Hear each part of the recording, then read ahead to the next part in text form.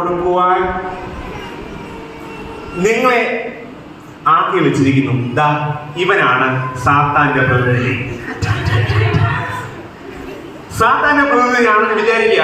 ശരത്ത് സാത്താന്റെ പ്രതിനിധിയൊന്നുമല്ല, ദൈവത്തിന്റെ കുഞ്ഞാടാണ്. ഓക്കെ, അങ്ങനെയെങ്കിൽ അങ്ങനെ വിചാരിക്കുക. ഒരു കാരണവശാലും ദാ ആ ആളെ തൊടുവാൻ നിങ്ങൾ സമ്മതിക്കരുത്.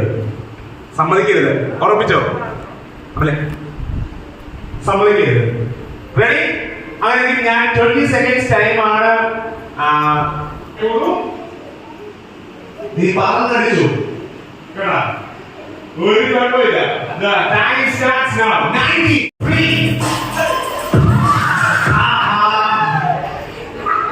ഓക്കെ, ആ